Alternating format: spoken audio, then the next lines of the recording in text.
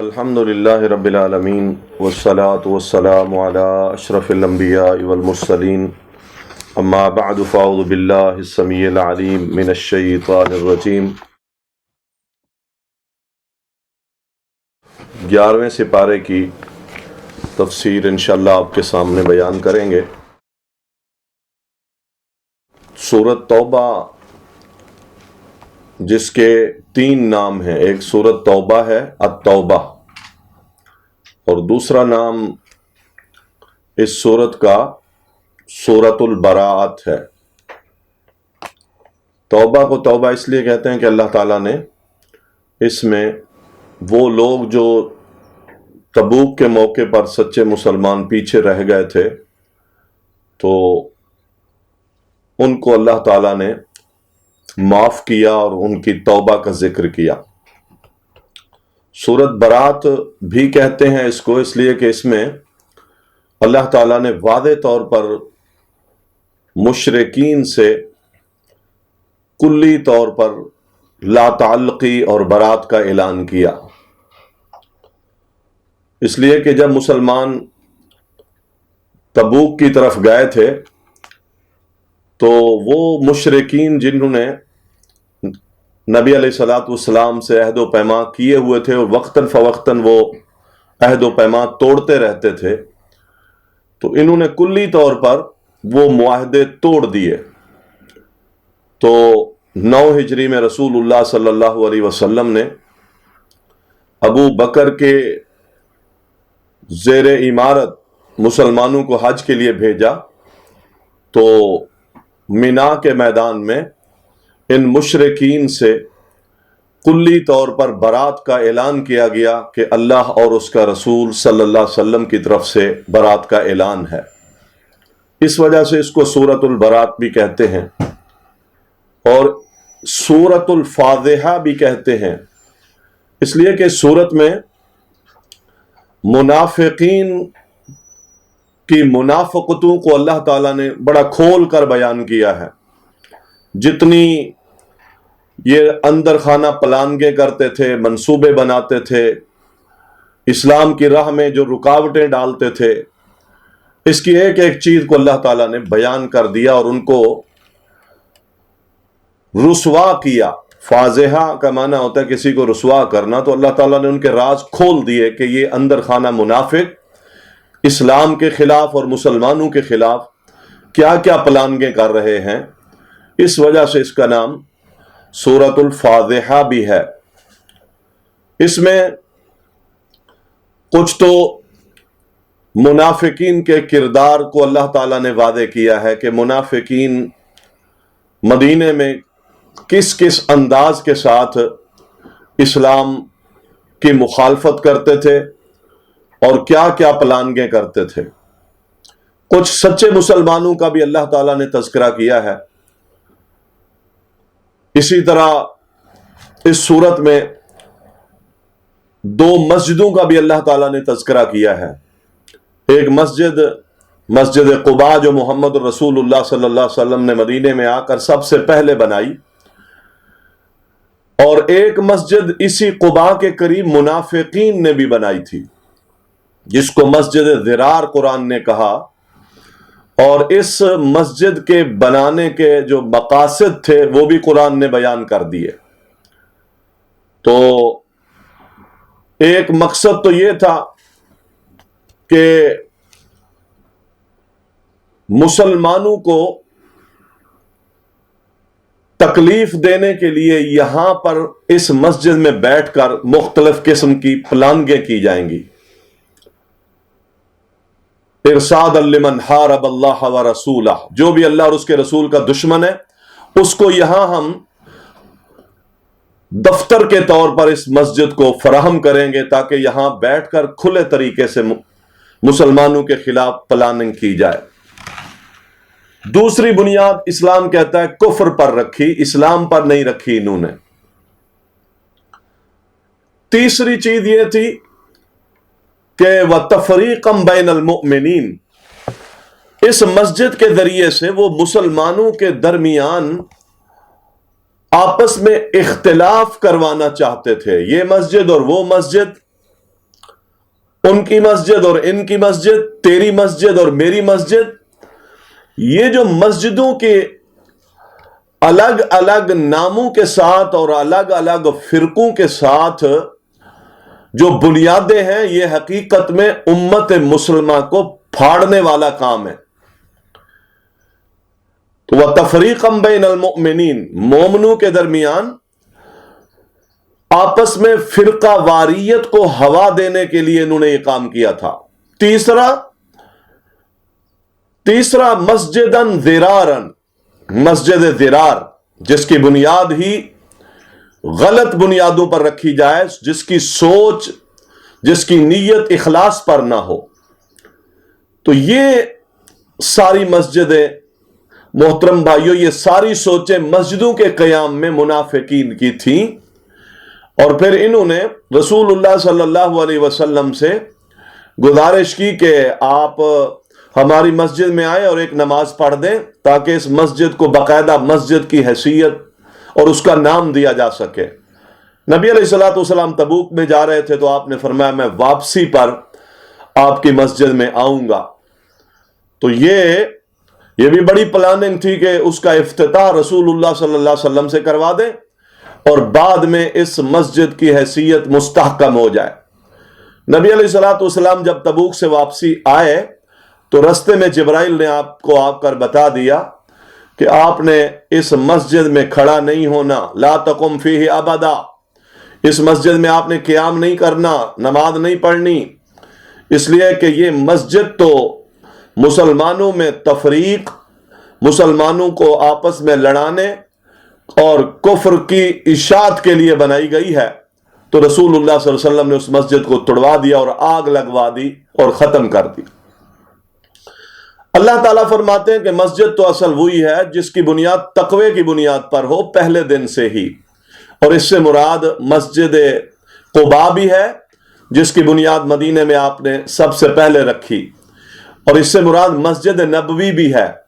جامع ترمذی وغیرہ میں ایک حدیث ہے، دو آدمیوں کا آپس میں تنازع ہو گیا اور انہوں نے پوچھا کہ مسجد کون سی مسجد ہے اس سے سالت تقوی جس کی بنیاد تقوی پر رکھی گئی ہے؟ تو نبی علیہ الصلوۃ والسلام کے پاس وہ اپنا مسئلہ لے کے آئے تو نبی علیہ الصلوۃ والسلام نے فرمایا اس سے مراد میری مسجد ہے۔ تو آپ کی مسجد بھی ایسی ہے جو پہلے دن سے تقوی پر اس کی بنیاد رکھی ہے، اور قباء مسجد بھی ایسی ہی ہے کہ جس کی بنیاد تقوی پر رکھی ہے۔ نبی علیہ الصلوۃ والسلام کا فرمان ابن ماجہ وغیرہ میں جو شخص مسجد قباء میں 2 رکعت نماز پڑھ لیتا ہے اللہ تعالیٰ اس کو عمرے کا ثواب عطا کرتا ہے۔ یہ مسجد وہ ہے جس کی بنیاد تقوی پر ہے۔ محترم بھائیوں، مسلمانوں میں آج بھی بڑا المیہ یہ ہے کہ مسلمانوں نے بھی آج جو مسجدیں بنائی ہیں اس کی بنیاد بھی تفرقے بازی پر رکھی ہے، فرقے پر رکھی ہے۔ حنبلی مسجد، شافی مسجد، مالکی مسجد اور بریلوی مسجد، شافی مسجد، اہل حدیث مسجد، یہ جو بنیادیں ہیں یہ اسلام میں نہیں ہیں۔ یہ مسجدیں وَأَنَّ الْمَسَاجِدَ لِلَّهِ، مسجدیں اللہ کی ہیں، لہذا یہ میری مسجد ہے اور وہ تمہاری مسجد ہے۔ میں اپنی گلی میں ایک مسجد چھوڑ کر تیسری گلی میں نماز پڑھنے جاتا ہوں، کہتا ہوں ہماری مسجد وہ ہے، اس کا معنی ہے اس مسجد میں نماز نہیں ہوتی، اور وہ کہتا ہے اس مسجد میں نماز نہیں ہوتی۔ تو اس کا مقصد کیا ہے؟ امت کو پھاڑنے کے علاوہ ان ساری باتوں کا اور ان ساری سوچوں کا مقصد کیا ہے؟ ہم ان ساری فرقہ واریت سے باہر نکلیں۔ اللہ کے لیے یہ مسجدیں اللہ کے لیے ہیں اور اللہ کے نام پر بننی چاہیے، کسی فرقے کے نام پر یا کسی تفرقہ بازی کی نیت پر یہ نہیں بننی چاہیے۔ امت مسلمہ میں ایک وقت ایسا بھی آیا کہ بیت اللہ میں بھی اس طرح کے لوگ ایسے پیدا ہو گئے کہ 4 مصلے شروع ہو گئے تھے، 4 کونے اور 4 مصلے، شافی مصلہ، مالکی مصلہ، حنبلی مصلہ، حنفی مصلہ۔ یہ تو اللہ تعالیٰ جزائے خیر دے ملک عبدالعزیز کو کہ انہوں نے یہ مصلے ختم کرا کے امت کو ایک امام کے پیچھے جو ہے وہ کھڑا کیا اور ان کو مجتمع کیا. تو محترم بھائیوں، ہمیں بھی اللہ تعالیٰ کا خوف کرنا چاہیے. ہم نے جو اپنی اپنی شناخت والی مسجدیں بنا رکھی ہیں، یہ اسلام میں ان کا وجود نہیں ہے. اس کے ساتھ اللہ تعالیٰ نے تبوک میں جانے والے مسلمانوں کا اور تبوک سے پیچھے رہ جانے والے کچھ منافقین اور کچھ سچے مسلمان جو پیچھے رہ گئے تھے، ان کا تذکرہ کیا ہے اس صورت میں. تبوک کی جو جنگ ہے، یہ غزوہ رسول اللہ صلی اللہ علیہ وسلم نے 9 ہجری میں کیا، اور اس کے لیے آپ نے اعلان کیا. ایک تو بڑا مشکل غزوہ تھا، اسی کا نام ساعۃ العسرہ بھی ہے. جنگ تبوک کا ایک نام کیا ہے؟ ساعۃ العسرہ، یعنی تنگی کا لمحہ. بڑی تنگی کا وقت تھا. فصل ایک تو کاٹ سالی تھی، دوسرا یہ کہ جو فصلیں تھی وہ پک چکی تھیں، تیسرا یہ ہے کہ شدید گرمی کا موسم تھا، چوتھا تنگی یہ تھی کہ مسلمان 10 مسلمانوں کے پاس ایک اونٹ تھا. پانچویں شکل یہ تھی کہ جس غزوے کی طرف جا رہے تھے وہ غزوہ جہاں جا کے کرنا تھا 600 میل کا فاصلہ تھا. یہ ساری دقتیں، پھر دیار غیر میں جا کر لڑنا، تو یہ بڑی تنگی کا وقت تھا. لیکن سچے مسلمان اپنے ایمان کی بدولت اپنی خواہشات پر غالب آئے اور رسول اللہ صلی اللہ علیہ وسلم کے ساتھ نکل گئے. آپ نے بھی حکمن کہا سب نکلیں گے. مدینے میں صرف اپاہج، معذور اور ایسے لوگ جو جسمانی اعتبار سے ناقص تھے وہ نہیں گئے، باقی سب نکلے. یا منافق مدینے میں رہ گئے یا معذور مدینے میں رہ گئے، باقی سارے مسلمان نکل گئے. ان میں سے 3 مسلمان جو سچے تھے اپنی سستی کی وجہ سے نہیں گئے. کعب بن مالک رضی اللہ تعالیٰ عنہ اور مرارہ بن ربیع اور تیسرا ہلال بن امیہ. یہ 3 لوگ سچے تھے لیکن اپنی سستی کی وجہ سے نہیں جا سکے. کاہلی چھا گئی. مسلمان سچے تھے، ایمان سچا تھا، لیکن بعض دفعہ کاہلی، غفلت غالب آ جاتی ہے، نہیں جا سکے. بہرحال مسلمان چلے گئے. یہ بڑا لمبا سفر تھا. نبی علیہ الصلوۃ والسلام جب اس غزوہ سے واپس آئے تو منافقین تو آپ کو معلوم ہے کہ یار موقع پر کوئی نہ کوئی چال چلتے ہیں. تو نبی علیہ الصلوۃ والسلام سے معذرتیں کرنے لگے، میرا یہ مسئلہ تھا، میرا یہ مسئلہ تھا، میرا یہ مسئلہ تھا. نبی علیہ الصلوۃ والسلام نے ان کی معذرتوں کو سنا اور آپ نے ان کی معذرتوں کو قبول کر لیا. اللہ اکبر.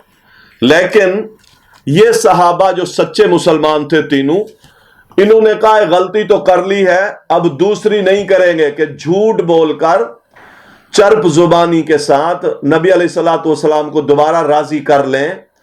تو وقتی طور پر اگر ہم جھوٹ سے کسی کو مطمئن کر بھی لیں تو یاد رکھیں اس کا نتیجہ پھر بھی اللہ تعالیٰ نکال دیتا ہے. جھوٹ سے راضی کرنے کے لیے یوسف کے بھائیوں نے ابا کے ساتھ کتنی چرب زبانی سے بات کی. قمیض لے آئے خون میں رنگا ہوا اور جھوٹ ہی بول کر کہنے لگے وہ یوسف کو لے جائیں گے اور اس کے ساتھ خوش طبعی کریں گے اور اس کی حفاظت کریں گے. لیکن اس جھوٹ کے نتیجے میں بعد میں کتنی رسوائی ہوئی. تو اس سے پتہ چلتا ہے کہ محترم بھائیوں، یہ جو جھوٹ ہے یا نیت کی خرابی ہے، جیسا کہ منافقین نے وہ مسجد بنائی اور جھوٹ پر نبی علیہ الصلوۃ والسلام کو کہا کہ آپ اس کی آ کر اس مسجد کی افتتاح کر دیں اور اس میں نماز پڑھ دیں. تو اللہ تعالیٰ نے ان کے بارے قرآن میں کہا کہ ان سارے منصوبے کی بنیاد ایسے ہیں جیسے کسی دریا کے کنارے ایک تودے پر کسی بلڈنگ کی کوئی بنیاد رکھ دے تو نیچے سے وہ کھوکھلا ہو تو تھوڑی دیر کے بعد وہ تودا گر جائے گا اور اس پر جو آپ بنیاد رکھیں گے وہ بھی گر جائے گی.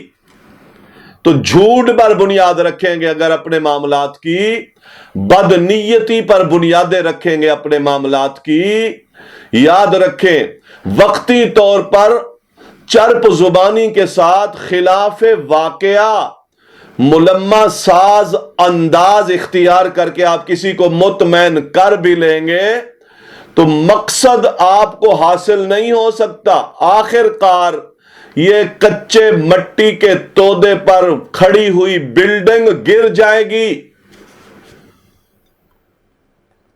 اور یہ منافقوں کا کام ہے۔ یہ کام مسلمان نے غلطی کر لی، پھر جھوٹ نہیں بولا، کہا ایک تو ہم گئے نہیں، دوسرا آپ جھوٹ بول دیں کہ اللہ کے رسول یہ بہانہ، حالانکہ وہ ان کو بھی گفتگو کا انداز آتا تھا، لیکن حقیقت میں جو شخص اپنے رب سے ڈرتا ہے وہ کبھی بھی زبان سے جھوٹ نہیں بولتا۔ جھوٹ بولنے والا گویا کہ اپنے رب پر دلیر ہوتا ہے۔ تو رسول اللہ صلی اللہ علیہ وسلم سے ان تینوں نے سچ بول دیا کہ ہم سستی کی وجہ سے نہیں گئے۔ نبی علیہ الصلوۃ والسلام نے ان کو کہا چلیں بھئی تمہارا معاملہ پھر اللہ کے سپرد ہے۔ مسلمانوں سے کہا کہ ان کے ساتھ بات چیت نہیں کرنا۔ 40 دن تک بات چیت ختم ہو گئی۔ غور کریں ذرا بات پر۔ 40 دن کے بعد نبی علیہ الصلوۃ والسلام نے حکم دیا کہ ان کی بیویوں کو کہ وہ بھی بات چیت نہ کرے، اور مسلمانوں میں یہ اطاعت کا جذبہ تھا۔ انہوں نے بات چیت ختم کی اور بالکل کلیہ طور پر ختم کر دی۔ عورتوں نے بھی بائیکاٹ کر دیا، بیویاں گھر چلی گئیں۔ یہ بیویاں بھی کیسی بیویاں تھیں کہ اللہ اور اس کے رسول کا حکم ہے تو شوہر سے بات کرنے کے لیے تیار نہیں ہے۔ اللہ اور اس کے رسول کے حکم کی پاسداری ان بیویوں میں کتنی تھی۔ اسلام آپ کو سمجھاتا ہے کہ غیر محرم سے بات نہ کریں، ہاتھ نہ ملائیں۔ اسلام آپ کو سمجھاتا ہے غیر محرم سے آپ کا تعلق نہ ہو، لیکن ہم اللہ اور اس کے رسول کی بات کو سمجھنے ماننے کے لیے تیار نہیں ہوتی۔ آپ جن کی بیٹیاں اور جن کی بہنیں ہیں ایمانی نسبت سے، آپ ان کا کردار پڑھیں۔ وہ کہتی ہیں کہ ہم گھر چلی گئیں اور اپنے شوہروں سے بات بھی چھوڑ دی اس وجہ سے کہ محمد رسول اللہ صلی اللہ علیہ وسلم نے منع فرمایا۔ یہ مسلمانوں کا ایمان ہے، اور مردوں کا ایمان بھی ہے۔ ایسا نہیں ہے کہ چوری چھپے انہوں نے ادھر ادھر سے بات کر لی، چلو کوئی بات نہیں، ہماری تو آپ سے دوستی ہے، نبی نے منع کیا ہے۔ یہاں کون سا وہ دیکھ رہے ہیں؟ اللہ اکبر۔ کعب بن مالک کہتے ہیں ہمارے اوپر زمین تنگ ہو گئی، میں پریشانی کے عالم میں اپنے ایک دن چچا داد بھائی ابو قتادہ کے باغ میں چلا گیا، اور میں اس کی دیوار پھلانگ کے اندر گیا تو وہ بیٹھا ہوا تھا۔ میں نے کہا السلام علیکم، اس نے سلام کا جواب نہیں دیا۔ میں بڑا پریشان ہوا، میرا دوست بھی ہے اور میرا کزن بھی ہے۔ میں نے پھر بڑے دکھ کا اظہار کیا، آنکھوں سے آنسو آئے۔ میں نے کہا اچھا یہ بتا میں اللہ اور اس کے رسول سے محبت نہیں کرتا؟ اس نے بات پھر بھی کوئی نہیں کی، کہا اللہ و رسولہ عالم، اللہ اور اس کا رسول جانتا ہے۔ یہ تھا ایک مسلمانوں میں اطاعت کا جذبہ۔ اللہ کے رسول صلی اللہ علیہ وسلم اپنے صحابہ سے جو بیعت لیتے تھے اس میں ایک شق یہ بھی تھی السمع والطاعت، ایک بات کو سننا ہے اور پھر اطاعت کرنی ہے۔ ہم سنتے زیادہ ہیں، اطاعت نہیں کرتے۔ نبی علیہ الصلوۃ والسلام یہ شرط لگاتے تھے بیعت میں، سننا اور اطاعت کرنا۔ اب یہاں کوئی نہیں دیکھ رہا، رشتہ داری بھی ہے، تعلق بھی ہے، دوستی بھی ہے، لیکن بات نہیں کر رہا اس وجہ سے کہ محمد الرسول اللہ صلی اللہ علیہ وسلم نے منع کیا۔ یہ اطاعت صحابہ کی۔ مدائن کے علاقے میں سیدنا حذیفہ رضی اللہ تعالیٰ عنہ کہتے ہیں میں سفر کر رہا تھا، پیاسا تھا، شدت کی پیاس لگی تھی، گرمی کا موسم تھا۔ میں نے ایک جھونپڑا دیکھا، وہاں سے آواز دی مجھے پانی دو، تو ایک دہقان، ایک کسان اندر سے نکلا اور وہ پانی لایا، چاندی کے برتن میں پانی لایا۔ فارما مجھے ہاتھ میں دیا تو انہوں نے پھینک دیا وہ برتن اور نہیں پیا، اور کہا میں نے محمد رسول اللہ صلی اللہ علیہ وسلم سے سنا جو چاندی اور سونے کے برتنوں میں کھاتا ہے یا پیتا ہے، اللہ تعالیٰ قیامت کے دن اس کو اس سونے اور چاندی کے برتنوں سے محروم کرے گا، اور یہ حرام ہے اس میں کھانا پینا۔ پیاس برداشت ہے, شدت کی مشقت اٹھانا برداشت ہے, لیکن محمد رسول اللہ صلی اللہ علیہ وسلم کی نافرمانی برداشت نہیں ہے. یہ مقصد ہے اصل اللہ تعالیٰ کا. آخر تک 50 دنوں کے بعد اللہ تعالیٰ نے ان کی توبہ کو قبول کیا اور مسلمان ان کے ساتھ پھر شیر و شکر ہو گئے. اس میں ایک مسئلہ یہ بھی ثابت ہوا کہ 50 دن کی یہ سزا, یہ بائیکاٹ اور زمین کا تنگ ہو جانا, اپنے جسموں کا اپنی ذات پر بوجھل ہو جانا اس وجہ سے تھا کہ انہوں نے جہاد کے رستے میں سستی کی تھی. اس وجہ سے اللہ تعالیٰ نے ان کو یہ سزا دی تھی کہ جہاد اللہ کے رسول کا حکم تھا, اللہ کا حکم تھا. اس وجہ سے انہوں نے سستی کرنے کی وجہ سے اللہ تعالیٰ نے ان کو سزا دی. آگے اللہ تعالیٰ ارشاد فرماتے ہیں کہ جو تبوک میں گئے تھے ہم نے ان کے ہر قدم کے بدلے, ہر بھوک کے بدلے, پیاس کے بدلے, وادی کراس کی, گھاٹی کراس کی, جو انہوں نے مشقتیں اٹھائیں اور جو انہوں نے مال غنیمت حاصل کیا, جو کام کیے, ان مسلمانوں کو اللہ تعالیٰ نے ہر بات پر اجر عطا فرمایا. اور یہی وجہ ہے کہ آگے اللہ تعالیٰ ارشاد فرماتے ہیں کہ لوگوں ایمان والو, ہم نے تمہاری جان اور تمہارے مال کے بدلے میں تمہیں جنت دے دی ہے. تمہارا مال بھی ہم نے خرید لیا ہے اور تمہاری جان بھی ہم نے خرید لی ہے. یہ جان بڑی قیمتی ہے جو اللہ کو جاتی ہے, وہ مال بڑا قیمتی ہے جو رب کو جاتا ہے. آپ بڑے قیمتی ہیں اگر آپ کا مال رب کو جا رہا ہے اور آپ کی جان اور آپ کا وقت رب کے لیے گزر رہا ہے تو آپ قیمتی ہیں, چاہے آپ جھونپڑے میں کیوں نہیں رہتے. ان اللہ اشترى, اللہ نے خرید لیا ہے, من المؤمنین, مومنوں سے, ان کے مال اور ان کے نفس کے بدلے میں کیا, بِأَنَّ لَهُمُ الْجَنَّةِ, آپ قیمتی ہیں. اگر آپ کا مال اور آپ کی جان اللہ کے راستے میں لگ رہی ہے, اللہ اس کے بدلے میں جنت دے گا. اور اگر یہ جان اور یہ مال رب کے راستے میں نہیں لگ رہا, ظاہری اعتبار سے یہ کاٹن کرنڈی پہنتا ہے, یہ ڈیفینس کی کوٹھی کاٹیج میں رہتا ہے, یہ بہت بڑا تاجر ہے, یہ بڑا حسین جمیل ہے, یہ درہم دینار بڑی گاڑی بینک بیلنس کا مالک ہے, لیکن یہ بے دین ہے, اس کی جان ٹکے کی بھی نہیں ہے, 2 ٹکے کا انسان نہیں ہے اللہ کے ہاں. ہم اپنی جان کو قیمتی بنائیں, یہ جانیں اپنے رب کے سپرد کریں, یہ مال اپنے رب کے حکم کے مطابق خرچ کریں. کتنا بڑا خوش نصیب ہے وہ انسان جس کی مال اور جس کی جان کا خریدار اللہ تعالیٰ ہے. کتنا خوش نصیب ہے. اور اس کے بدلے میں کیا دے گا؟ اللہ جنت دے گا. جو وقت میں خرچ کر رہا ہوں, اس کے لیے گارے مٹی کے مکان بنا رہا ہوں, تو یہ جان کہاں خرچ ہو گئی؟ گارے مٹی کے مکان کی طلب میں. اور اس جان کے بدلے ایک شخص اللہ سے جنت کا سودا کر رہا ہے, اس مال کے ذریعے ایک شخص اللہ سے جنت لے رہا ہے, تو اس کی جان قیمتی ہوئی. اس لیے کہ جنت کی ایک بالشت زمین ساری کائنات میں جو کچھ ہے اس سب سے زیادہ قیمتی ہے. الا ان صلات اللہ غالیہ, لوگوں یاد رکھو اللہ کا مال بڑا قیمتی ہے. الا ان صلات اللہ الجنہ, اللہ کا مال جنت ہے. لہذا اپنے مال اپنی جان سے اللہ کی جنت خریدو, تب جا کر یہ جان قیمتی ہے, تب جا کر یہ مال قیمتی ہے. اللہ سے دعا ہے اللہ تعالی ہمیں دین کو سمجھنے اور دین حق کے مطابق عمل کرنے کی توفیق عطا فرمائے. وما علینا الا البلاغ.